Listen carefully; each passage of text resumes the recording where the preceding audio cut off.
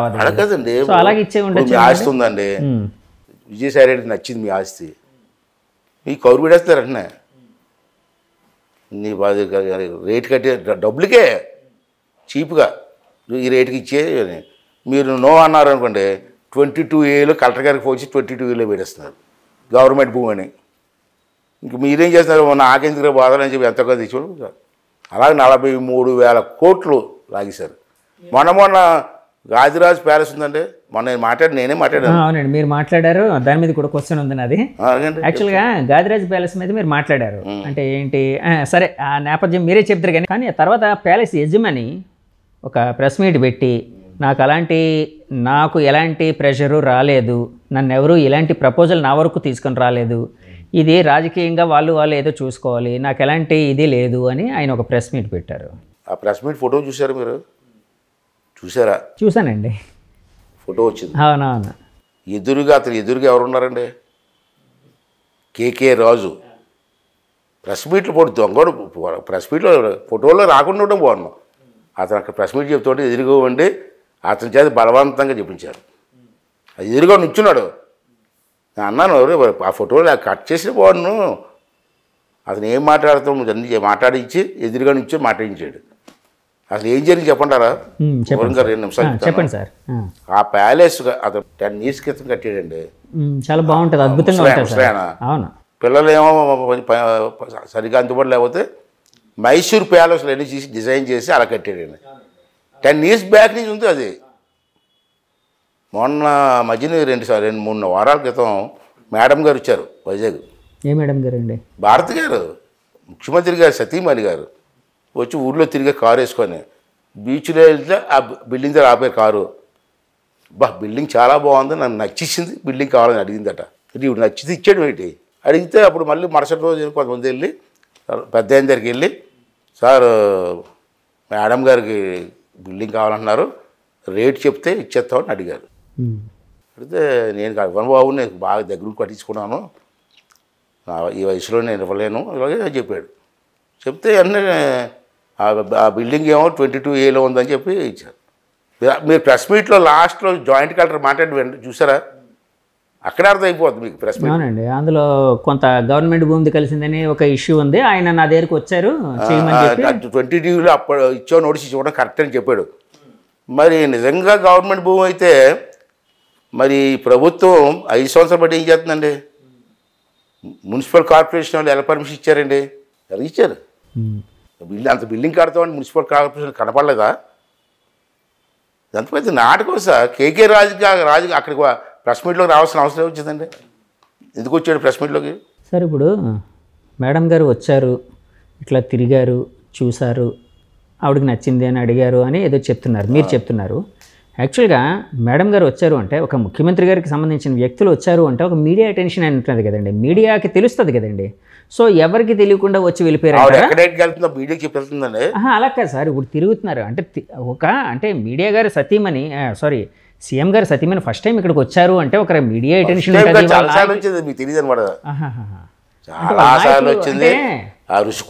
నేను ఎందుకు అడుగుతున్నానంటే, మీరు చెప్పే దాంట్లో మీరే ఒక కథ అల్లుతున్నారేమో అనిపిస్తుంది కదండి, అలా అనుకోవచ్చు కదా. అయితే పని చెప్పండి, ఆవిడ వచ్చి చూసి నచ్చిందని చెప్పి అన్నాను కదా నేను. ఆవిడనే వచ్చి ప్రెస్ మీట్ పెట్టి నేను రాలేదు చూడలేదు చెప్పానండి. అజయన్ పాత్రి గారు చెప్పిన తర్వాత వాస్తవం కాదు, నేను అసలు విశాఖపట్నం రాలేదని చెప్పానండి. ఎందుకు చెప్పలేదు ఆవిడ? రుషికొండ దగ్గరికి ఎన్నిసార్లు వచ్చింది మీకు తెలుసా? వచ్చారండి, 4-5 సార్లు వచ్చింది బిల్డింగ్ చూడడానికి. ఇంకా భార్య భర్తలకి అంత బిల్డింగ్ అవసరం అండి? 430, 300, 400 కోట్ల బిల్డింగ్ అవసరం అండి ఇద్దరికైనా? ఎన్ని కోట్లు సార్ అది? 435 రాశారు, పేపర్లో రాశారు. అవసరం అది ఇద్దరు ఉండడానికి. దాన్ని యాక్చువల్గా అంటే గవర్నమెంట్ పరంగా ఉపయోగించుకోవడానికి కూడా కడుతున్నాం. కొండ మీద కట్టబడి ఇంకో కొండ మీద కట్టచ్చుదండి, అక్కడ ఆల్రెడీ టూరిస్ట్ స్పాట్ అది. ఇక్కడ మీరు విశాఖపట్నంలో మేధావులు నిద్రపోతున్నారు సార్. నేను చాలాసార్లు చెప్పాను, మీకు ఒక కొటేషన్ కూడా ఉంది. ఏంటంటే సిరా చుక్క అంటారు సార్. సిరా చుక్క అంటే ఎవరు వాడతారు? సిరా కవులు, విలేకరులు, రచయితలు. సిరా చుక్క మౌనం పాటిస్తే సారా చుక్క రాజ్యం వెళ్తున్నట్టు ఒక కవి. ఎంత బాగా రాశాడు. ఇప్పుడు రాసింది కాదు, చాలా సంవత్సరాలు కదా. సిరా చుక్క మౌనం పాటిస్తే సారా చుక్క రాజ్యం వెళ్తుందంట. మరి మేధావులు మాట్లాడకపోతే ఇటువంటి కూడా విశాఖపట్నం ఎంతమంది మేధావులు ఉన్నారు? అంటే ఇప్పుడు అలాంటి పరిస్థితి ఉందని అంటున్నారా? మీరు ఆ కొటేషన్ కోట్ చేశారు కదా, ఇప్పుడు అదే పరిస్థితి ఉందని లేదా? మరి జరుగుతుంది అదే కదా రాజకీయాల్లో. వాస్తవం మాట్లాడితే అయ్యన పోతులు నన్ను తిడతారు, మా వాళ్ళు తిడతారు. ఎందుకంటే ఎలక్షన్కి 50 కోట్లు 60 కోట్లు ఖర్చు ఎందుకండి? నాకు 83లో ఫస్ట్ ఎలక్షన్కి 63,000 రూపాయలు ఖర్చు అయింది. 63,000 అంటే అప్పట్లో తక్కువ కదండి రేట్లు? అప్పుడు అదే ఓటు కదండి. అలా కాదు సార్, అప్పుడు అదే ఓటు కదండి. అప్పట్లో 10,000 అంటే ఇప్పుడు 1,00,000తో సమానం కదా సార్. అలాగే కాదండి. ఎందుకో 50 కోట్లు ఖర్చు? ఓకే, దేనికి ఖర్చు పెడతారు అంటే క్లియర్గా అర్థమవుతుంది కదా, ఓట్లు కొంటున్నారని. కాదు సార్, అప్పట్లో బ్యానర్లకి, పాంప్లెట్స్కి, ఇలాంటి వాటికి, సభలకి, నిర్వహణకి ఇచ్చారు మాకు. ఓకే, బ్యానర్లు కూడా రామారావు గారు ఇచ్చారు మాకు. మరి ఈ ఖర్చు అంతా దేనికైంది సార్? మైక్ సెట్లకి, మీటింగ్స్కి, క్యాన్సింగ్ వ్యాన్స్కి, ఓకే, ఇవి ఉంటాయి కదా వాటికి 63,000 అండి. ఇవాళ 63 కోట్లు. లేటెస్ట్ ఎలక్షన్కి ఎంత అయింది సార్ మీకు? లేటెస్ట్గా 2019 ఎలక్షన్కి ఎంత అయింది? మరి అది చెప్తే నన్ను బొక్కలేస్తారు. అలా కాదు, అంటే మేము ఎలక్షన్ కమిషన్కి రిపోర్ట్ ఇస్తాం ఎంత ఖర్చు అయిందని. 60 కోట్లు ఖర్చు పెట్టేసి 60 కోట్లు రాయం కదా, మాకు లిమిట్ ఎంత ఉంటుంది, లిమిట్ దాకా రాస్తాం. మరి నన్ను లేడిపోయిన ఇబ్బందులు పెడతారు. నేనే కాదు, రాష్ట్రంలో ఏ నాయకుడు కూడా చెప్పడం. కానీ పాత అయితే చెప్పారు కదా సార్. మరి అప్పుడు తక్కువ సార్, అప్పట్లో లిమిట్ లేదా సార్? అప్పుడు కూడా 15 లక్షలు ఎంతో ఉంది. అప్పట్లో కూడా ఉందండి. 82, 83 శాసన గారి టైంలో 25 లక్షల దాకా ఇచ్చారు. 25 లక్షలు దాటకూడదు, నామినేషన్ డబ్బు కడతాం కదా దాంతో కలిపి. ఓకే, కానీ 25 లక్షలకి అయిపోతుందండి ఎలక్షన్. చెప్పండి, మీరు అందరూ గుండెలు మీద చేసి చెప్పండి. మేము చెప్తామండి, మీరు గుండెల మీద ఎందుకు జరగట్లేదు? ఎలక్షన్ కమిషన్ తెలీదా 25 లక్షలు కావదని? మరి లిమిట్ పెట్టడం ఎందుకండి? ఎందుకంటారు సార్? మరి అంటే అందరికీ తెలుసు, ఇప్పుడు ఇది ఓపెన్ సీక్రెట్ సార్. డబ్బులు లేనిదే ఎలక్షన్ జరగదు అనేది ఓపెన్ సీక్రెట్. ప్రతి పార్టీ, ఈ పార్టీ ఆ పార్టీ కదా, ఈవెన్ కమ్యూనిస్టులు పోటీ చేసినా కూడా డబ్బులు ఖర్చు పెట్టాల్సిందే. అలాంటి పరిస్థితి వచ్చిందండి ఇప్పుడు. మరి ఎలక్షన్ కమిషన్కి తెలియదు? అదే అన్నాను, ఎలక్షన్ కమిషన్ ఎన్ని అబ్జర్వ్ చేసి ఖర్చు పెట్టడానికి రేట్ అన్న పెంచాలా, లేకపోతే ఖర్చు పెట్టడానికి వీలేదని చేయాలా. ఖర్చు లేకుండా అమెరికా సిస్టమ్ లాగా మైక్ పెట్టుకుని నలుగురిని, ఆల్ పార్టీస్ ఒకే డయాస్ మీద నుంచోబెట్టేసి ఒకే మీటింగ్, నీ పాలసీ నువ్వు చెప్పని అందరూ మాట్లాడతారు. ఎవడో పాలసీ నచ్చితే అది కొట్టేసి. కాదు సార్, అలాంటివి జరుగుతాయి అంటారండి. ఎందుకంటే ఆ మధ్య ఒక ఛానల్ వాళ్ళు, ఒక శాటిలైట్ ఛానల్ వాళ్ళు తెలంగాణలో అనుకుంటాను 2 పార్టీలను కలిపి ఏదో పెట్టారు, చిన్న డిబేట్లో కొట్టుకున్నారు. ఇద్దరును ఛానల్ సమక్షంలోనే కొట్టుకున్నారు ఒకరినొకరు. అలా కదండి. కాదు అలాంటివి అంటే, ఎందుకంటే ఇప్పుడు అభ్యర్థులు ఒకే దగ్గర తీసుకొని వచ్చినప్పుడు ఆవేశకావేశాలు పెరుగుతాయి, అంత మెచ్యూర్డ్గా ఉంటారు అనుకుంటున్నారా? ఓపెన్ దీంట్లో పెట్టి నలుగురు పోటీ చేసాం అనుకోండి, నా పార్టీ నుంచి నాకు అర్థమైంది సార్. నలుగురు ఒకే స్టేజ్ ఉంటారు. నేను అది ఆచరణ సాధ్యమేనా? అలవాటు చేయాలి సార్. కొన్ని దేశాలు ఇప్పుడు అవుతుంది. ఓకే, కొన్ని దేశాల్లో అవుతుంది. అంటే మెల్లిమెల్లిగా మన దగ్గర అలవాటు చేయాలి. ఎందుకంటే ఎంత డబ్బు, కోట్లు అండి. తెలంగాణలో మన ఎలక్షన్ ఎన్ని కోట్లు అండి. ఎంత అయ్యి ఉండదు సార్ తెలంగాణ ఎలక్షన్కి? లెక్కలేదు. మీకు మామూలుగా అంటే మీకు చాలా మంది ఫ్రెండ్స్ ఉంటారు మీ సర్కిల్లో, మీ పొలిటికల్ సర్కిల్లో. మీకు ఒక పార్టీ ఓటుకి 20,000 ఇచ్చిన సందర్భాలు కొన్నారు తెలంగాణ. ఓటుకండి 20,000? 20,000. కొన్ని పార్టీలు అయితే 2,000, 3,000 వాళ్ళు తగ్గట్టుగా. ఎందుకంత అవసరం? టీవీల్లోనూ మాట్లాడించి పబ్లిక్ మీటింగ్ వేసి దీంట్లో ఎంత మాట్లాడారు కాబట్టి మీకు నచ్చినోడు కోటి ఏం చెప్పలేదు సార్. ప్రజల్లోని ఒక రకమైన ఒక ఆలోచన అయితే వచ్చిందండి. ఏ పార్టీ వచ్చినా అవినీతి కామను వాళ్ళు. అంటే ఎంత నిజం ఉందనేది నేను మాట్లాడట్లేదు, అంటే వాళ్ళు వచ్చిన ఆలోచన కోసం చెప్తున్నాను. ఏ పార్టీ వచ్చినా ఎంతో కొంత తింటారు. సో మనం ఓటు రూపంలో వాళ్ళు డబ్బులు ఇచ్చినప్పుడు తీసుకోవడానికి తప్పేంటి అనే ఒక ఆలోచన అయితే వచ్చిందండి. ఇప్పుడు మీరు 20,000 అన్నారు కదండి జనంలో. ఇప్పుడు 20,000 అన్నారు కదండి, రేపు పొద్దున్న 20,000 అడుగుతారేమో. అన్నాను కాదు, ఇక్కడ డిస్కషన్ అంటున్నాను. అవునండి, అడుగుతారు తెలంగాణ. నేను అంటుంది ఏంటంటే ప్రజలు ఏమనుకున్నారంటే రాజకీయ నాయకులు ఎవరైనా అవినీతి పాల్పడతారు కాబట్టి మనం తీసుకోవడం తప్పేంటి జనం అనుకుంటున్నారు. అవునండి, నిజంగా అది ఉందండి. మెజారిటీ ఆఫ్ ద పీపుల్ అందరూ జనం డబ్బులు తీసుకుంటున్నారు కాబట్టి అవినీతి చేయవలసి వస్తుందని రాజకీయ నాయకులు అంటున్నారు. అంటే కోడి ముందా పిల్ల ముందా, అంతే కదండి. వాళ్ళకి డబ్బులు ఇవ్వాలంటే డబ్బులు ఉండాలా, డబ్బులు ఉండాలంటే అవినీతి చేయాలా అన్న ఆలోచనలు కొంతమంది ఉంటారు. ఏది కరెక్ట్ అంటారు చెప్పండి, మీరే చెప్పాలి సార్. రాజకీయ నాయకులు ఏముందో మమ్మల్ని సేవ్ చేసుకోవడానికి మాట్లాడుతూ ఉంటాం. నేను చెప్పిన దాంట్లో ఇప్పుడు నేను చెప్పిన మాట ఈ డబ్బులు తీసుకున్నారు కాబట్టి డబ్బులు ఖర్చు పెడుతున్నాం, మరి ఆ డబ్బులు మళ్ళీ వెనక్కి తీసుకోవాలంటే అవినీతి చేస్తున్నాం అన్నప్పుడు అది కాదు కదా ఇప్పుడు నాండు వస్తుంది, అది ఎంతవరకు కరెక్ట్? అంటే జనంలో ఒక మార్పు అయితే రావాలంటారు. రావాలి, సొసైటీ బాగుపడాలండి. కాదు సార్, జనంలో మార్పు వచ్చిన రోజు ఇలాంటి రాజకీయ నాయకులు సస్టైన్ అవ్వగలుగుతారా?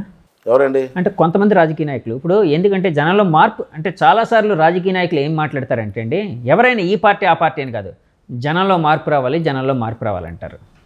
జనంలో మార్పు వచ్చి వాళ్ళని తిరస్కరించే రోజు వస్తే వాళ్ళు ఎక్కడ సస్టైన్ అవ్వగలుగుతారు?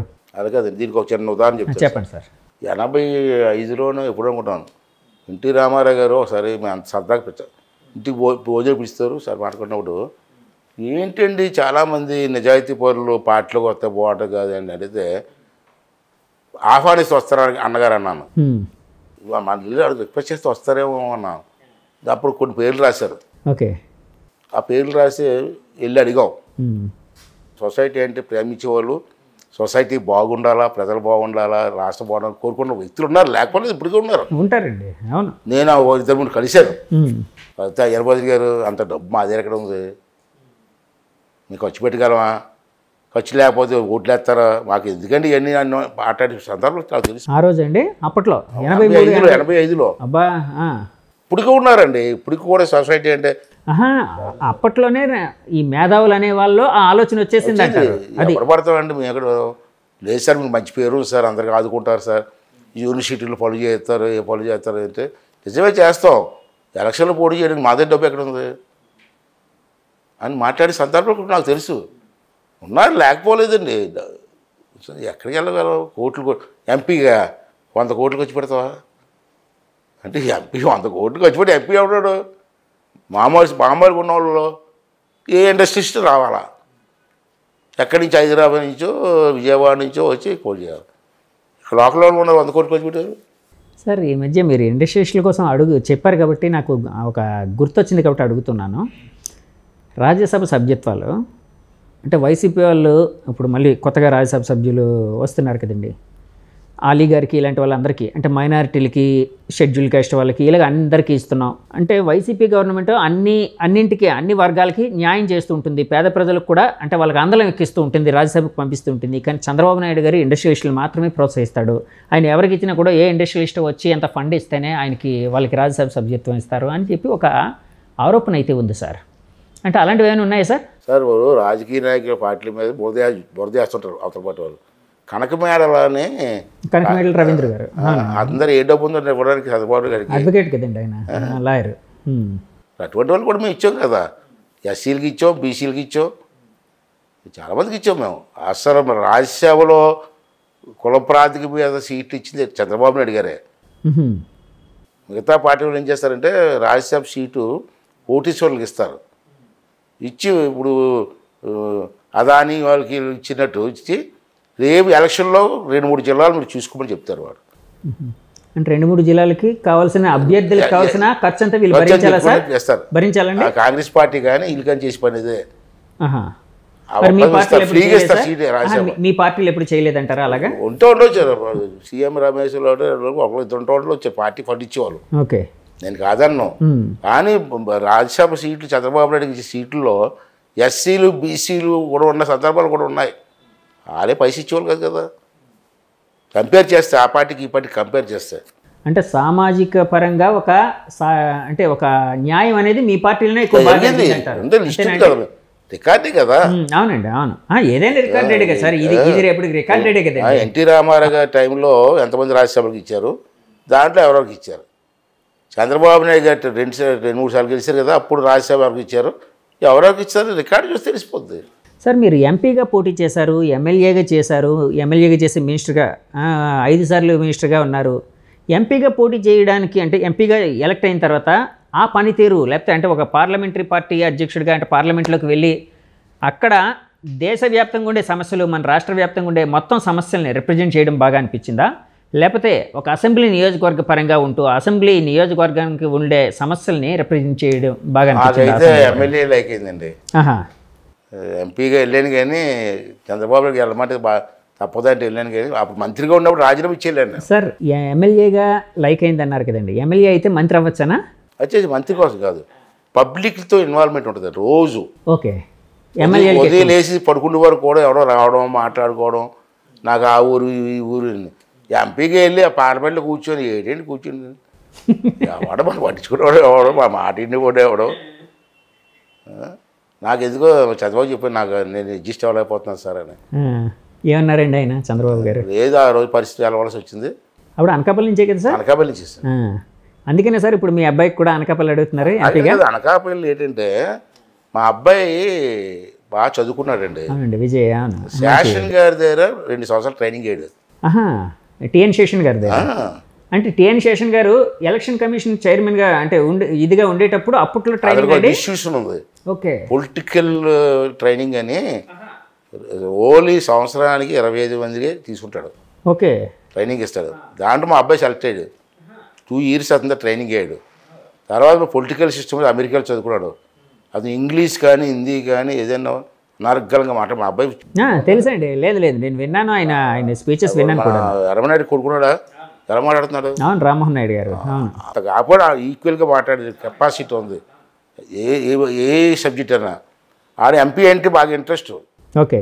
అది నేనేమన్నానంటే ఒక ఎంపీ ఇవ్వండి సార్ అని అడిగాను నేను. వాళ్ళు కష్టం అన్నారని చెప్పి మీరు అలిగారని రూమర్ అండి. నేనేం చెప్తాను కదా, అజన్న పోతుడు బతుకున్నది వరకు టీడీపీలో ఉంటాడండి.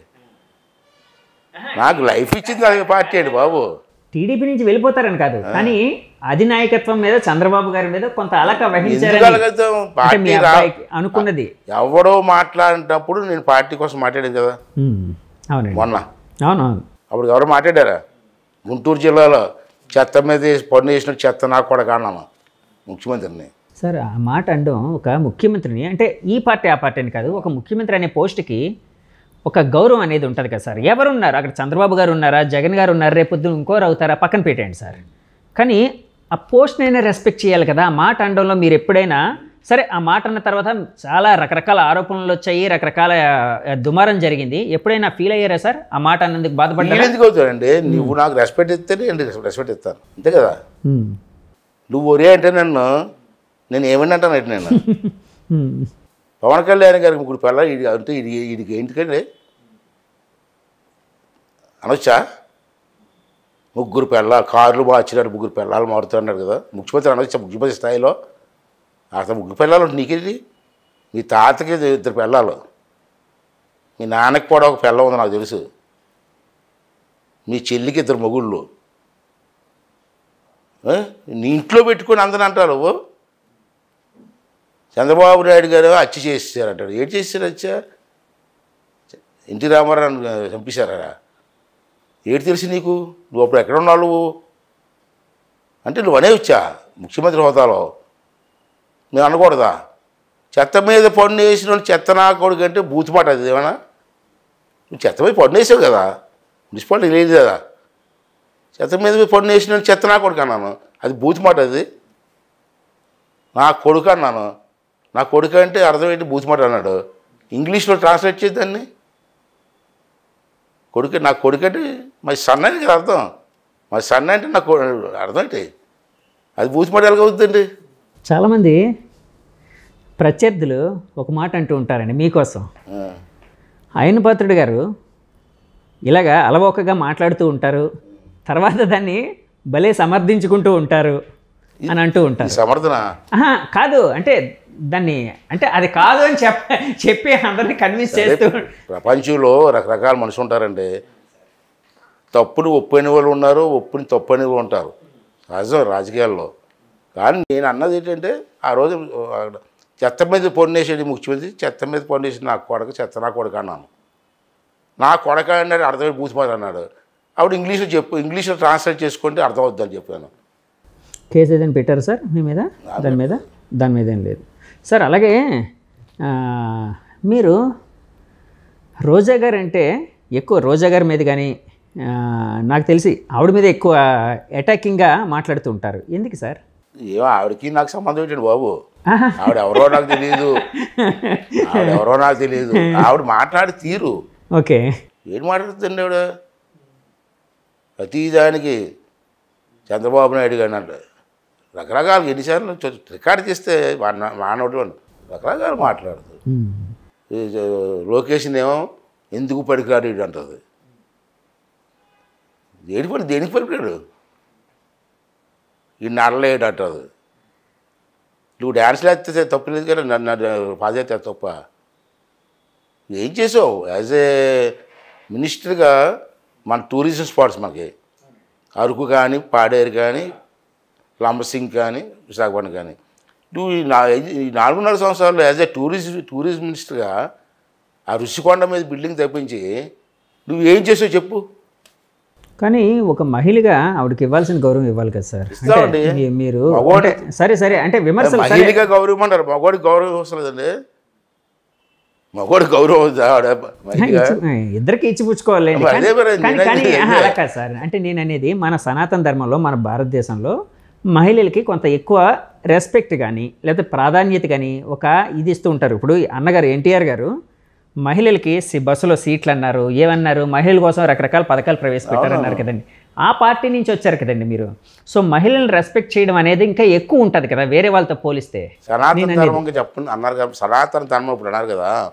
సనాతన ధర్మం గురించి ఆలోచిస్తే మగవాడికి ఇవ్వాల్సిన గౌరవం ఇవ్వాలి, మగవాడేమో భార్యకి ఇవ్వాల్సిన గౌరవం మహిళకి ఇవ్వాలి. నువ్వెక్కడికి గౌరవిస్తున్నావు? ప్రతి వాడిని అరే ఒరే అంటావు. చూడండి ఒకసారి క్లిప్పింగ్స్ చూస్తే ఎంత నీచంగా మాట్లాడుతుంది. నన్ను రేపు చేస్తావా, రేపు చేసి ధైర్యం ఉందా నీకు అంటుంది ఆవిడ. మొన్న ఒక ఆడది అలాగనొచ్చండి, ఎదురుకుండా మగవాడికి పౌసు రాదండి. అంతా మాట్లాడు అంది. ఒకసారి వెరిఫై చేయండి మీరు చూడండి సార్. నన్ను రేపు చేస్తారా, నన్ను రేపు చేసి ధైర్యం ఉందా నీకు, రా రేపు చేయి. ఆయన ఒక ఆడది అందులో మినిస్టర్గా ఉన్న ఒక లేడీ మాట్లాడితే అది ధర్మం అంటారండి, అది సంస్కారం అంటారు? చెప్పండి, మీరే చెప్పండి. సో అందుకని చెప్పి మీరు కూడా అటాకింగ్గా అందుకని కాదు, నువ్వు అందరినీ ఎవరిని వదులుతున్నావు? చంద్రబాబు నాయుడు తిడతావు, భువనేశ్వరిని, ఎన్ని బూత్ మాట్లాడింది నేను అన్నది చూడండి, శ్రీకారు చూడండి. ఆఖరికి లోకేష్ భార్య అని, అదే సంస్కారం ఉండదు సార్. ఇప్పుడు ఇలాంటివి అంటే ఆ వేడిలోని అంటే అటాకింగ్గా మాట్లాడుకోవడం వరకు బాగానే ఉంటాయి సార్. కానీ ఒకసారి కొంత కాలం తర్వాత దాన్ని చూసుకుంటే అంటే ఇలాంటి పరిస్థితుల్లో మనం మాట్లాడాల్సి వచ్చిందా అని రాజకీయ నాయకులు కూడా ఫీల్ అవుతారేమో, అయ్యే అవకాశం ఉండొచ్చేమో. కొంతమంది ఫీల్ అవుతారు, లేదు నాకైతే తెలీదు. కానీ ప్రజల్లో మీ రాజకీయ వ్యవస్థ మొత్తం నాయకులందరూ పలచన అవుతున్నారు కదా సార్. అది మారాలి అంటే ఏం చేయాలంటారు? ఎందుకంటే ఒకప్పుడు ఎన్టీఆర్ గారు కానీ అంటే ఈవెన్ చంద్రబాబు నాయుడు గారు, రాజశేఖర రెడ్డి గారు కూడా అప్పట్లో రాజశేఖర రెడ్డి గారు అసెంబ్లీ సాక్షిగా నీ తల్లి నిన్ను కన్నాదా అని చెప్పి బాధపడుతుందని చెప్పి అప్పట్లో ఉమ్మడి అసెంబ్లీలోని అప్పుడు అన్నారు చంద్రబాబు గారిని ఉద్దేశించి. దాని మీదే చాలా దుమారం చెలరేగింది. తర్వాత ఆయన బాధపడి సారీ కూడా చెప్పినట్టు కొన్ని అసెంబ్లీలో సారీ కూడా చెప్పారు. ఆ విధంగా ఉండేది నేను. రాజశేఖర రెడ్డి పుట్టినట్టు కదా వీడు, ఇతనికి ఎందుకు లేదు సంస్కారం? రోజా గారు అసెంబ్లీలో ఊట్లు తిడతా ఉంటే ఈ అని నవ్వుతున్నాడు. తప్పు అన్నారు కదా యాజ్ ఏ ఫ్లోర్ లీడర్గా. అది ఇవన్నీ కూడా నీతులు చెప్తాడు మాకే కదా సార్, వాళ్ళకి కూడా ఉండాలంటాను నేను సార్. అదే ఈ వ్యవస్థ మారాలి అంటే ఏం చేయాలంటారు? ఏం చేయాలంటే మీరే చెప్పాలా మేధావులు. కాదు సార్, ఎందుకంటే మాట్లాడేది మీరు, ఆ పరిస్థితిని ఎదుర్కొనేది మీరు కాబట్టి ఒక రకమైన మెచ్యూరిటీ అనేది ప్రదర్శించాల్సింది కూడా మీరే కదండి. మెచ్యూరిటీ ఏంటంటే ఎదుటి మనిషి మీ మీద బురద చల్లుతున్నప్పుడు తుడుచుకొని వెళ్ళిపోవడం మంచిది అంటారా? ఏట్లా తప్పు అని అడగడం తప్పు అంటారా? అలాగైతే రోజు ఒకటి జల్లేస్తుంటాడు మీదనే ఎలా చూసుకొని స్వామ్యంగా ఈ అని నవ్వుకుంటూ వెళ్ళిపోమంటారా? చంద్రబాబు నాయుడు గారి మీద ఒక అపవాదం అయితే ఉందండి. ఆయన చాలా మెతగ్గా ఉంటారు చాలా విషయాల్లో. ఆ మెతకతనం అనేదే అంటే చాలామందికి ఒక రకమైన అంటే ఒక ఇది ఇచ్చింది. సో అందుకే తర్వాత ఆయన అధికారంలో లేనప్పుడు ఆయన మీద జులుం చెలాయించడానికి లేకపోతే ఒక ఇది చెలాయించడానికి ఒక కారణం అవుతుంది అని ఒక ఆరోపణ అయితే ఉంది. అలాగే పార్టీ వాళ్ళకు కూడా ఏదైనా స్ట్రైట్ వే చెప్పాలి అంటే ముక్కుసూటిగా చెప్పరు, ఆయన ఆలోచిస్తూ ఉంటారు. అంటే అవతల వాళ్ళు హర్ట్ అవుతారేమో, సౌమ్యంగా చెప్దాము అన్నట్టు ఉంటారు. ఆయనంతా సౌమ్యంగా ఉండే ఒక రాజకీయం అది ఇప్పుడు చెల్లదు అని చాలామంది చెప్తూ ఉన్నారండి. దీని మీద మీరు చెప్పిన దాన్ని బట్టి ఆలోచిస్తే అంటే నేను రామారావు గారి దగ్గర పనిచేశాను, అతని దగ్గర పనిచేశాను కూడా చెప్తానండి. చంద్రబాబు నాయుడు గారు డెవలప్మెంట్ గురించి ఆలోచిస్తాడండి ఎక్కువ. గంటల మీటింగ్లో కూడా అదే మాట్లాడుతుంటాడు. ఎదుటి మనిషి మీద కక్ష తీర్చుకుందాం అన్న ఆలోచన లేదు సార్ అతనికి. ఓకే, నేను చాలాసార్లు చెప్పాను, ఆ ఎస్పీ బాగోలేదండి, కలెక్టర్ బాగోలేదంటే చెప్పుదు తొందరపడకు అంటాడు. కానీ ఇప్పుడు జగన్మోహన్ రెడ్డి చూడండి, ఎస్పీ బాగోలేదంటే పోమంటాడు, సెలబ్రిటీ పోమంటున్నాడు. ఆ ధోరణి అతనికి లేదు. కాకపోతే మీరు అన్నట్టు డెసిషను డిలే అవుతుంటుంది. తర్వాత ఎమ్మెల్యేలు అందరితో ఇప్పుడు ఎవరు వచ్చినా మాట్లాడేవాడు. జగన్మోహన్ రెడ్డి దగ్గరికి ఎంతమంది ఎమ్మెల్యేలు చెప్పండి. కలడానికి కూడా ఇంటర్వ్యూలు లేవు జగన్మోహన్ రెడ్డి గారు. నాకు దాంట్లో ఉన్న ఎమ్మెల్యే 10 మంది ఎమ్మెల్యే నా ఫ్రెండ్స్ ఉన్నారు. మా పార్టీలో పనిచేసిన వాళ్ళకి అక్కడికి వెళ్ళారు కదా, మాట్లాడుతుంటారు పెళ్ళిళ్ళు అక్కడికి వెళ్ళి కలుపుతారు. ఒరే బాగున్నావా కదా, బాగున్నావా యోగక్షేమాల వరకు ఓకే సార్, కానీ ఇలాంటి విషయాలు కూడా మాట్లాడుకుంటూ ఉంటారా? పార్టీల గురించి మాట్లాడుకున్నాను. అది వాళ్ళ పార్టీ వాళ్ళ సరదా మాట్లాడుకుంటాం. నేను ఒకసారి 2 నిమిషాలు 2-3 నాయకులు పేర్లు ఎత్తురండి, పేర్లో మళ్ళీ బదన అవుతారు. మీ నాయకుడికి చెప్పండి అంటే మాకు ఇంటర్వ్యూ లేదు, ఏం చెప్తాం అంటున్నారు వాళ్ళు. అంటే పేర్లు మమ్మల్ని ఊహించుకోమంటారు. చెప్పొద్దురండి, వాళ్ళ లైఫ్ వాళ్ళకి ఇబ్బంది అవుతారు. మాకు ఇంటర్వ్యూ లేదురా, ఏం చెప్పమంటావు అంట. ఇప్పుడు కేసీఆర్ గారితో ఎలా ఉండేవారండి అప్పట్లో మీరు? ఎందుకంటే కేసీఆర్ గారు ఒకప్పుడు మీతో పాటు పనిచేసిన వాళ్ళు, అప్పట్లో చాలా ఇదిగా ఉండేవారు మీతో కూడా. ఆ రిలేషన్ ఇప్పుడు కూడా మెయింటైన్ అవుతుందండి? ముఖ్యమంత్రి అయిన తర్వాత ఒకసారి కలలేదు సార్ నేను. కలలేదండి ఎప్పుడైనా? అప్పుడు అతను మా పార్టీలో ఉన్నప్పుడు మాకు ట్రైనింగ్ క్లాస్ ఉండేది సార్. అవును, ఎలా మాట్లాడాలా, సబ్జెక్ట్ ఎలా, మీటింగ్స్ ఎలా మైక్ ముందు మాట్లాడాలా, ప్రతి 6 నెలలకు ఒకసారి 3 రోజులు ట్రైనింగ్ క్లాస్. అందులో తమ్మినేని సీతారాం గారు కూడా మీకు ఇచ్చేవారు అనుకుంటా అండి క్లాసెస్ కదా? దానికి ఇన్ఛార్జ్ ఎవరంటే మన కేసీఆర్ గారు, దాడి వీరభద్ర గారు. ఓకే ఓకే, ఇద్దరు ఇప్పుడు మీ పార్టీలో లేరు? ఇద్దరు లేరు. ఆ ఇద్దరు వచ్చి బుక్స్ రాయడం, కొంతమంది ఢిల్లీ నుంచి అది కొంచెం లెక్చరర్స్ పిలిపించడం, మైక్ ఎలా పట్టుకొని మాట్లాడాలా, మైక్ ఎంత దూరంలో పెట్టి మాట్లాడాలా, సబ్జెక్ట్ మాట్లాడినప్పుడు ఎలా మాట్లాడాలా, ఇవన్నీ కూడా మాకు ప్రతి 6 నెలలకి 3 రోజులు ట్రైనింగ్. అది రామారావు గారి టైంలో. ఓకే, మాధవ్ కేసీఆర్ గారు బుక్ 4 బ్రహ్మాండం అతనే సబ్జెక్ట్ రాసేవాడు. ఓకే, 3 రోజులు మాకు భోజనాలు పెట్టి గండిపేటలో ట్రైనింగ్ మాకు. ఆయన కూడా క్లాసెస్ ఏం చెప్పేవారండి? ఎందుకంటే ఆయన అద్భుతమైన వక్త కదండి కేసీఆర్ గారు. క్లాసెస్ చెప్పేవారు కదండి. ఓన్లీ ఆర్గనైజేషన్, బుక్స్ రాయడం. మాకు ఢిల్లీ నుంచి, పూణే నుంచి లెక్చర్స్ వచ్చేవారు, పొలిటికల్ చెప్పడం, అవగాహన తరగతుల్లాగా. ఇప్పుడు తర్వాత చంద్రబాబు గారి టైంలో కూడా క్యారీ అవుట్ అయ్యాయి, చేశారా సార్ అలాంటివి? చేశారు. ఫస్ట్లో ఆర్జీ పోసింది కేసీఆర్ గారు, దాడి వీరభద్ర గారు. తర్వాత చంద్రబాబు గారి టైంలో ఎవరు ఉండేవారండి అంటే ఇలాంటివి పెట్టిన? చంద్రబాబు గారి టైంలో కూడా ఉన్నారండి. మీరు చెప్పింది తమ్మినేని సీతారాం గారు, కళా వెంకటరావు గారు, ఇటువంటి కొంతమంది ఉన్నారు. కొంత లెక్చరర్స్ని పిలిపించి మాకు శిక్షణ తరగతులు. ఓకే ఓకే, కానీ అది చాలా మంచి ఆలోచన కదా సార్. ఎందుకంటే ఇప్పుడు ఒకసారి అనుకోకుండా రాజకీయాల్లోకి రావచ్చు, లేకపోతే అంటే వాళ్ళకి ఒక అవగాహన, అన్ని విధాలుగా అవగాహన కల్పించడం, అన్ని అంశాల మీద అవగాహన కల్పించడం అనేది చాలా గొప్ప విషయం కదా. ఎందుకంటే రామారావు గారు ఫస్ట్ టైం ముఖ్యమంత్రి అయినప్పుడు 70 మంది కుర్రోళ్ళకి ఇచ్చారు కదండి టికెట్లు. బా, ఉమ్మడి రాష్ట్రంలో 70 మంది ఫస్ట్ టైం ఎమ్మెల్యేలు కదా. అంతా 30 ఏళ్ళ లోపు వాళ్ళే, అంతా చదువు డిగ్రీ పాస్ అయిన 30 ఏళ్ళ లోపు వాళ్ళు ఎక్కువ మంది. దాంట్లో నేను ఒకరిని 25 సంవత్సరాలు. అదే మీరు 25 అన్నారు. అవును, మా అందరికీ మరి ఫస్ట్ టైం అసెంబ్లీ తెలియదు, అసెంబ్లీ ఎలా మాట్లాడాలో తెలియదు, ఇది ట్రైనింగ్. ఫస్ట్ టైం అసెంబ్లీలో అడుగుపెట్టినప్పుడు ఏమనిపించింది సార్ మీకు? ఫస్ట్ ప్రమాణ స్వీకారం అయింది. తర్వాత ఒక్కొక్కరికి ఒక సబ్జెక్ట్ ఇచ్చారు, రేపు నువ్వు మాట్లాడాలని. ఆ సబ్జెక్ట్ ఫస్ట్ టైం కదా. నేను లైబ్రరీ ఉండేది మాకు, అసెంబ్లీ పెద్ద లైబ్రరీ ఉంటుందండి. ఆ లైబ్రరీలో రోజంతా కూర్చొని రాత్రి 10 గంటల వరకు పర్సనల్ స్పీచ్ కదా, బీసీ మీద మాట్లాడమన్నారు నన్ను. బీసీ దీని మీద గతంలో ఎమ్మెల్యేలు మాట అన్నీ కూడా దాంట్లో రికార్డ్ అవుతాయండి, బుక్లు ఉంటాయి. అప్పుడు ఆ రోజుల్లో ఎవరో ఈవీసీపీలో లేవు కాబట్టి తక్కువ. అప్పుడు ఆ పుస్తకాలన్నీ చదువుకొని, అన్ని పుస్తకాల్లోంచి కొన్ని తీసుకొని మంచి మంచి స్పీచ్ తయారు చేసుకొని 10 నిమిషాలు మాట్లాడాను. ఫస్ట్ ఎలా అనిపించింది సార్? కొత్త కదా, అందులో అసెంబ్లీలో మాట్లాడడం అంటే అది ఒక ఆనందం, ఎక్కడ తప్పు మాట్లాడతాం అని భయం.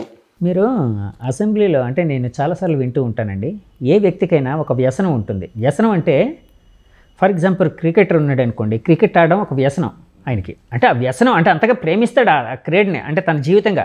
అలాగే రాజకీయ నాయకుడు ఎప్పుడు రాజకీయాల్లో ఉండాలనుకుంటాడు, ఎప్పుడు పదవిలో ఉండాలనుకుంటాడు. ఎప్పుడు అంటే ఓటమి ఎదురైనప్పుడు పరిస్థితి వేరేగా ఉంటుంది. మీరు చాలాసార్లు 5 సార్లు 6 సార్లు సార్ ఎలక్ట్ అయ్యారు మీరు ఎమ్మెల్యేగా? 7 సార్లు ఎమ్మెల్యేగా, ఒకసారి ఎంపీగా. ఒకసారి ఓడిపోయారు సార్? 3 సార్లు ఓడిపోయారు. సో ఓడిపోయినప్పుడు మీ పరిస్థితి ఎలా ఉండేదండి? అంటే కాదు సార్, అది అలవాటు అయిపోద్ది కదా, అంటే ప్రజలతో ఇంటరాక్షన్ కానీ ఇది కానీ. సరే ఏం తప్పు చేసేవారా అనిపిస్తుంది. సరే ప్రజల నిర్ణయం, ప్రజాస్వామ్యంలో ఎలక్షన్ వాళ్ళ నిర్ణయం కదా. మరి 3 సార్లు ఓడిపోయింది బాధపడితే 8 సార్లు గెలిపించింది ఎంత ఫీల్ అవ్వాలి? హ్యాపీగా ఫీల్ అవ్వాలి కదా. అదే ప్రజలు కదా 8 సార్లు గెలిపించారు. అవును, అయితే మామూలు ఇవన్నీ. కానీ 10 సార్లు పోటీ చేయడం అనేది నిజం గ్రేటే కదా సార్. అంటే ఇంకా ఎక్కువ సార్లు చేసిన వాళ్ళు ఎవరైనా ఉన్నారు సార్? అంటే చంద్రబాబు గారు 11 సార్లు అనుకుంటా అండి, ఎందుకంటే 78 నుంచి ఉన్నారు కదండి ఆయన. చంద్రబాబు గారు నాకంటే ఎక్కువే. అదే 78లో ఫస్ట్ కే కృష్ణమూర్తి గారు ఉన్నారండి, రాయలసీమ. అవునండి, 4-5 ఉన్నారు. కే కృష్ణమూర్తి గారు ఇప్పుడు మీ పార్టీలో ఉన్నారు సార్? ఉన్నారు, అంటే యాక్టివ్గా లేరు కదా సార్? నడవలేకపోతున్నారు. ఓకే, ఆరోగ్యపరంగా. అవును, మొన్నే కలిసి ఇంటికి రోడ్లో కూర్చుంటున్నారు తప్పించి పెద్ద. సార్ ఇప్పుడు కే కృష్ణమూర్తి గారిని మొన్న కలిసారు అని అన్నారు కదండి. ఒకప్పుడు మీ సహచరులు వాళ్ళు, మీకంటే సీనియర్లు, అంటే రకరకాల పార్టీలని ప్రభుత్వాలని చూశారు. సో అలాంటి వాళ్ళు మీతో కలిసినప్పుడు మొన్న ఏదైనా రాజకీయ పరంగా లేకపోతే ఇప్పుడు సమాజ పరంగా ఎలా ఉంది అనే అంశాలు ఏమైనా పంచుకున్నారు సార్? అలాగే మాట్లాడుకుంటాం. ఇప్పుడు మన ఇల్లు ఇంటికి వెళ్ళాను, ఎలాగొన్నా అన్నా బాగుండవు అని. అతను రెవెన్యూ మినిస్టర్ చేసేప్పుడు ఆర్ఎండ్బి మంత్రి. ఓకే, ఆయన రెవెన్యూ, మీరు ఆర్ఎండ్బి. అతను రెవెన్యూ మినిస్టర్, పంచాయతీ మినిస్టర్ కూడా చేశాను. బాగా క్లోజ్గా ఉంటాం, ఒరే అనుకుంటున్నారు. నన్ను ఒరే అంటాడు వద్దాను కదా. మన ఇల్లు కలిసినప్పుడు అదే అంటాడు, ప్రజల్లో మళ్ళీ చంద్రబాబు నాయుడు ప్రభుత్వం కావాలని కోరుకుంటున్నారు, టిక్కెట్లు జాగ్రత్త ఇచ్చుకోవాలి, ఆలోచించి ఇచ్చుకోవాలా అని చెప్పాడు. అది మీరు చెప్పండి సార్, మీరు చెప్తే కాదని కదా అన్నాను. నేను చెప్తానులే, తప్పు జరగకూడదు, ఇస్తే ఈసారి ఒక్కసారి గెలుస్తాం మనం అని అన్నాడు. సార్ ఇప్పుడు నేను చాలాసార్లు వింటూ ఉన్నాను, యాక్చువల్గా వైసీపీ గవర్నమెంట్ మీద వ్యతిరేకత ఉంది అని. కానీ ఆ వ్యతిరేకత మిమ్మల్ని గెలిపించేంతగా ఉందా? అంత వ్యతిరేకత మూటగట్టుకుందా వైసీపీ ప్రభుత్వం? నిజం చెప్పండి సార్, ఎందుకంటే జనంలో కొంతమంది నిజమే చెప్తున్నాను. రేపు జరగబోయే ఎన్నికల్లో జగన్మోహన్ రెడ్డికి రాజకీయ సమాధి జరగబోతుంది. టీవీలో ఇప్పుడు వచ్చింది కదా, గుర్తుంచుకోండి, చూడండి. అంటే మేము కూడా ప్రజల్లో తిరిగిన వచ్చినాయి కదండి, గ్రామాలు తిరుగుతున్నాం కదా. జగన్మోహన్ రెడ్డి స్టార్టింగ్లో మమ్మల్ని పలకరించి వాళ్ళు లేరు కొంతమంది. ఈవేళ గ్రామాలు వెళ్తాం అంటే స్టార్టింగ్ దగ్గర నుంచి ఎండింగ్ వరకు కూడా పెద్ద జనాలు ఆడ మగ వస్తారు మొదటి. అదొక సింపుల్ తెలిసిపోతుంది మాకు సార్. సో కేసీఆర్ గారితో ఆ రిలేషన్ అనేది ఇంకా అంటే తర్వాత మెయింటైన్ చేసే అవకాశం అయితే రాలేదు మీకు? లేదు, కడలేకపోయాం. ఆ సీఎం అయిన తర్వాత అతను బిజీగా ఉన్నాడు, నేను హైదరాబాద్ వెళ్తున్నాను. కానీ ఇప్పుడు అప్పుడప్పుడు ఉంటే హరీశ్వరరావు గారు కొంతమంది పాత ఫ్రెండ్స్ ఏమన్నా కలడం తప్పించి అలా అంటారు, లేకపోతే మ్యారేజ్లో కలడం. సార్ ఇప్పుడు కేసీఆర్ గారు రెండు సార్లు గవర్నమెంట్ ఫామ్ చేశారు, మూడోసారి ఓడిపోవడానికి కారణం ఏంటంటారు సార్? మామూలుగా జనరల్ నాకున్న ఆలోచన ఏంటంటే, కేసీఆర్ గారు డెవలప్ చేయలేదంటే ఒప్పుకున్నాను, బాగా చేశారు, డెవలప్మెంట్ చేశారు. ఓకే, వ్యవసాయ విషయంలో కానీ ఈ సిటీలో కానీ అన్నీ. మొన్న ఓడిపోవడానికి కారణం ఏంటంటే అతని తాలూకు అహంభావం. ఓకే, అహంభావం ఎక్కువైపోయింది మాట్లాడే దీనిలో. అభివృద్ధి మాత్రం చేయలేదు ఒప్పుకోండి. నేను మొన్న ఒక హైదరాబాద్లో ఎవరు ప్రెషర్ చెప్పాను, అతను పనులు చేయలేక ఓడిపోలేదు, బ్రహ్మాండంగా పనిచేశారు. కేటీఆర్ గారు కానీ హరీశ్వరరావు గారు కానీ ముగ్గురు కూడా బ్రహ్మాండంగా పనిచేశారు. ఓడిపోవడం కారణం ఏంటంటే అతను కేసీఆర్ గారి తాలూకు అహంభావం అని ఇప్పటికే అదే చెప్తాను నేను. లేకపోతే అతను మంచి బ్రహ్మాండం చేశారు, దాంట్లో ఉండదు. అలాగే రేవంత్ రెడ్డి గారు కష్టపడ్డాం అని కూడా అనుకోవచ్చు సార్. అంటే సరే ఒక అంటే రాజకీయంగా ఎప్పుడైనా ఒక అస్త్రం దొరికింది అనుకోండి, అవతల వాళ్ళు దాన్ని వాడుకొని ఇంకా ముందుకెళ్దాం అనుకుంటారు. అది కామన్ ఎక్కడైనా, అంతే కదండి. ఒక పోటీ పరుగు పందెంలో పరిగెడుతున్న వాడు కొంచెం స్లోగానే ఇంకోడు ఓవర్టేక్ చేస్తాడు.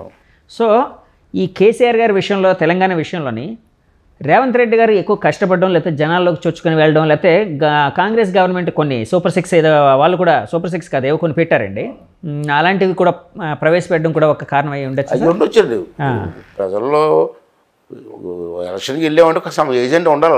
ఏజెండా లేకుండా ఎలక్షన్కి వెళ్ళరు కదా. అయితే మొన్న ఎలక్షన్లో ఏంటంటే Revanth Reddy one man show అండి. ఓకే, ఒక్కడే పోరాడాడండి. ఒక్కడు అందరు సహకరించవచ్చు కానీ బ్రహ్మాండంగా స్టార్టింగ్ నుంచి ఎండింగ్ వరకు కూడా ప్లాన్డ్గా మీటింగ్ చెప్పుకుంటూ అన్ని బ్రహ్మాండం తిరుగుతూ ఎవరో చెప్పారు ఇంత కష్టపడుతున్నాడు, ఒకవేళ గెలిచినా రేవంత్ రెడ్డిని ముఖ్యమంత్రి చేయనివ్వరేమో అని చాలామంది హైదరాబాద్లో మాట్లాడుకున్నప్పుడు రేవంత్ రెడ్డికే ముఖ్యమంత్రి ఇవ్వాలని న్యాయం అయితే ఇంకప్పుడు మేము అందరం చెప్పాం మామూలు డిస్కషన్లో. అలాగే ఇచ్చారు వాళ్ళు. కానీ ఇవ్వడం అతనికి ధర్మం అండి. చాలా కష్టపడ్డాడు. రేవంత్ రెడ్డి గారి పేరు చెప్పినప్పుడు మీరు చాలా ఆనందంగా కనిపించారు.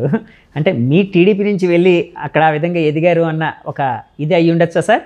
మా ప్రోడక్ట్ కదా. అదే అండి మీ ప్రోడక్ట్. అదే నేను అంటుంది దాన్నే అంటున్నాను. ఎక్కడున్నా మా వాడు బాగున్నాడు అనుకుంటాం కదా. అంతే కదా సార్. ఇప్పుడు ఒక గురువు ఉన్నాడు అనుకోండి, శిష్యుడు ఎక్కడున్నా కూడా మావాడు నా ప్రోడక్ట్ అనుకుంటాడు కదండి. అట్లాగా ఆనందం అవుతుంది. అంతేనా?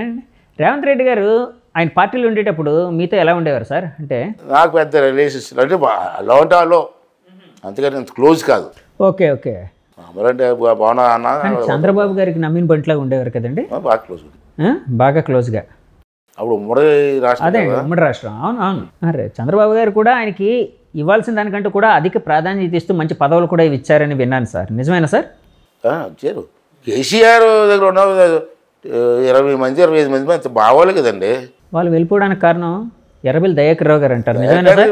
మా దగ్గర ఉండే కాదు సార్, నిజమేనా? ఎందుకంటే మీ వాళ్ళు అక్కడ తెలంగాణ రాష్ట్రం ఏర్పడ్డ తర్వాత మీరు 15 ఎంతో గెలిచారండి. 15-18 నాకు గుర్తులేదు, ఒక నెంబర్ అయితే గెలిచారు. బాగానే గెలిచారు. అప్పుడు కూడా టీడీపీ అనేది బాగుంది, తెలంగాణలో ఒక సస్టైన్ అవుతుంది, ఒక మంచి పార్టీగా ఎమర్జ్ అవుతుంది అంటే తెలంగాణ సెంటిమెంట్లో కూడా ఆంధ్ర పార్టీ అయిన టీడీపీ ఆ విధంగా సాధించింది అని అప్పట్లో అనుకున్నారు.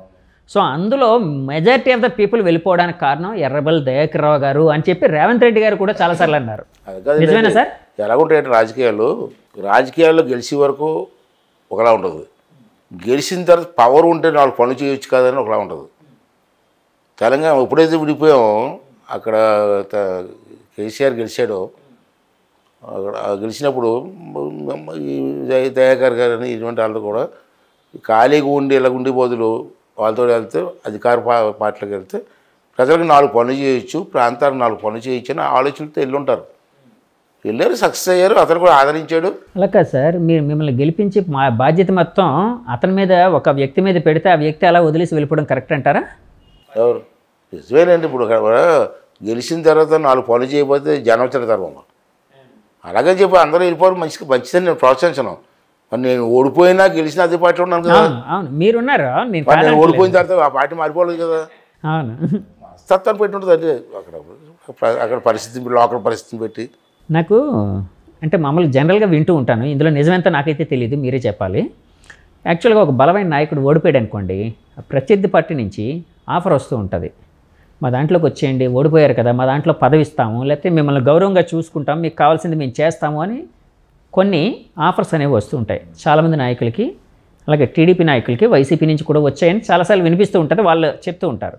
మీకు ఎప్పుడైనా వైసీపీ నుంచి అలాంటిది ఆఫర్ అయినా వచ్చిందా సార్? వైసీపీ నుంచి రాలేదు, కానీ రాజశేఖర రెడ్డి గారు ముఖ్యమంత్రిగా ఉన్నప్పుడు వచ్చింది. ఏంటి సార్ ఆఫర్ అది? పార్టీలోకి రమ్మని. అంటే అప్పుడు ఓడిపోయారండి మీరు? ఎవరు? అప్పుడు మీరు ఎమ్మెల్యేగా ఓడిపోయి ఉన్నారా లేకపోతే ఎమ్మెల్యేగా ఉన్నారా? ఎమ్మెల్యేగా ఉన్నారు. అప్పుడు కొనతాల రామకృష్ణ గారు మినిస్టర్. ఓకే, కొంతల గారు అక్కడ వాళ్ళ పార్టీ అదే కాంగ్రెస్లో ఉండేవారు. నేను మామూలు ఎమ్మెల్యే గెలిచాను. కాంగ్రెస్ రూలింగ్ అప్పుడు ముఖ్యమంత్రి, రాజశేఖర్ ముఖ్యమంత్రి. ఓకే, నాకు 2-3 సార్లు నేను ఇప్పుడు కలిసినా బాబు బాగున్నావని అడిగాడు అసెంబ్లీ ఎదురైనప్పుడు. నమస్కారం సార్ అని ఏ పొడి మీద వెళ్ళేవాడు కాదు వాళ్ళకది అని.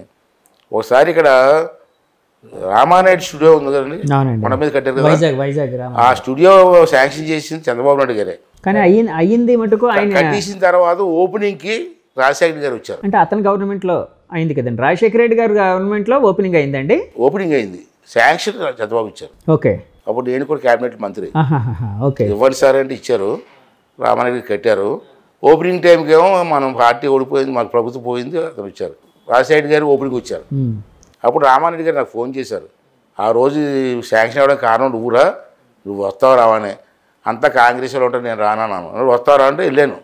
అది బాధపడలేక నేను కిందన కూర్చున్నాను, డయాస్ వేసే పైన. రాజశేఖర్ గారు స్టేజ్ ఎక్కి అందరికీ అలా నమస్కారం పెట్టి, అయ్యా నా కింద కూర్చున్నప్పుడు పైకి రా అన్నారు. లేచాడు, కూర్చుంటారు సార్. కలెక్టర్ని తిట్టాడు. ఎమ్మెల్యే కింద కూర్చుంటే మాట్లాడాడు. అతను బాగా పక్క స్టేజ్ మీదకి వెళ్ళాను. స్టేజ్ మీదకి వెళ్ళిన తర్వాత మీటింగ్ అయిపోయింది. కిందకి వెళ్ళిపోతున్నాడు. అంత దూరం వెళ్ళి నన్ను పిలిచారు వాళ్ళు. పిలిచి నేను 2-3 సార్లు కబురు పెట్టాను, రాలేదు అన్నాడు. నాకు కబురు అందలేదు సార్ అన్నాను. అక్కడ కొంత రామకృష్ణ గారిని పిలిచి, ఏమయ్యా నీకు చెప్పాను కదా అయినపోతే కబురు అందలేదంటే, ఫోన్ దొరకలేదని అతను అన్నాను. లేదు సార్ ఫోన్ కాదు, నాకు కబురే రాలేదు సార్ చెప్పాను. ఎందుకు సార్ అన్నాను. నీతో మాట్లాడాలా అక్కడ రా అన్నాడు.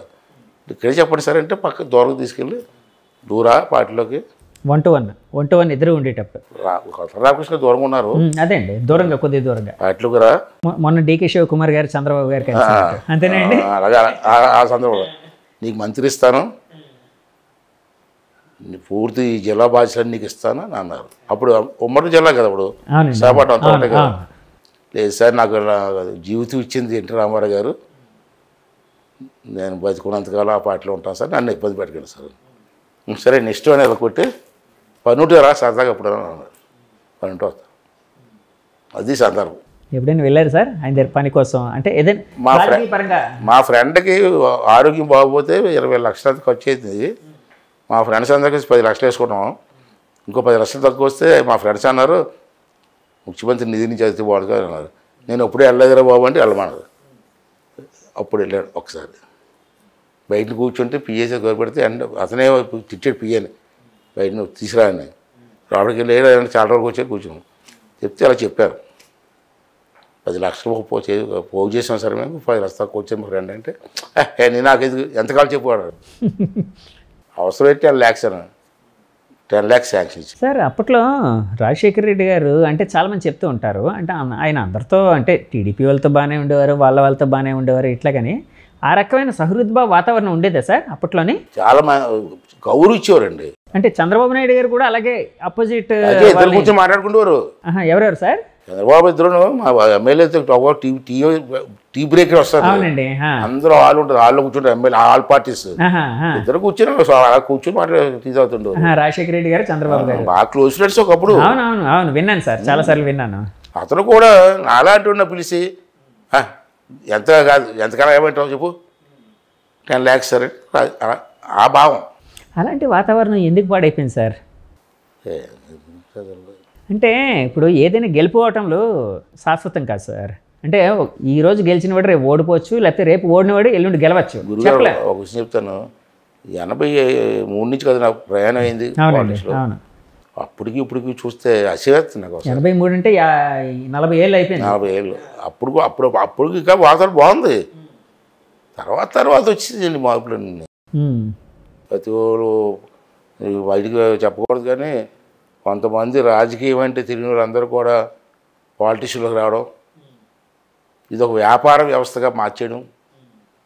నిజంగా రాజకీయం కోసం ఉన్న వాళ్ళు బాధపడడం ఎన్నో ఉన్నాయి, పైకి చెప్పుకోలేము.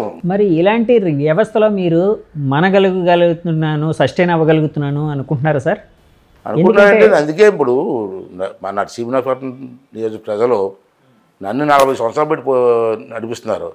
మా తాతయ్య గారిని 30 సంవత్సరాలు నడిపించారు. సార్ 40 ఏళ్ళ నుంచి మీరు ఒకే నియోజకవర్గం నుంచి పోటీ చేశారు సార్? నరసింహపట్నం అయినా ఓకే. కుప్పం, మన చంద్రబాబు గారు కుప్పం ఎలాగో ఫస్ట్లో చంద్రగిరి అనుకుంటా. అదే చంద్రగిరి వెళ్ళండి, అదే నరసింహపట్నం ఒకటి. నేను ఎగ్జాంపుల్ చెప్తున్నాను. తర్వాత నుంచి ఆయన కుప్పమే వరుసగా 7-8 సార్లు, అలాగే మీరు కూడా నరసింహపట్నం. మా తాతయ్య గారికి కూడా మరి ఎమ్మెల్యే అక్కడే. మరి ఇన్ని సంవత్సరాలు మా కుటుంబాన్ని నడిపించిన జనం కదా, ఆ జనంతో మరి నేను బతుకున్నంతకాలం వెళ్ళవలసింది కదా సార్. ఇన్నిసార్లు వాళ్ళు గెలిపించిన తర్వాత అంటే ఎవరైనా కూడా ఇప్పుడు ఏదైనా వజ్రమైనా మన దగ్గర ఉంది అనుకోండి, దాని మీద మోహం మొత్తేస్తుంది, కొంతకాలానికి ఆ ఆకర్షణ పోద్ది. అలా ఆకర్షణ పోయే అంటే లేకపోతే మీ మీద ఒక ఎవర్షన్ వచ్చే మీరు ఓడిపోయారంటారా 2019లో?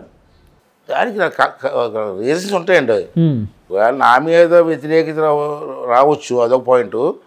లేదంటే పార్టీ మీద వ్యతిరేకత వచ్చి కొట్టచ్చు. ఇక్కడ పార్టీ మీద రాష్ట్రం మీద పార్టీ నిర్ణయాలు బాగోలేదు, ఓకే ఓకే అదైనా అయ్యి ఉండొచ్చు. అది ఉండొచ్చు. కానీ ఏది జరిగింది? నా మీద కూడా కావచ్చు. 24 గంటలు కూడా 40 సంవత్సరాలు ఒకటే మొక్క చూస్తే నేను అంటున్నాను ఇది అంటారు కదా, అలాగా. అదే సార్ నేను అంటున్నాను. కాదు సార్, 2019లో ఓడిపోవడానికి కారణం పార్టీ మీద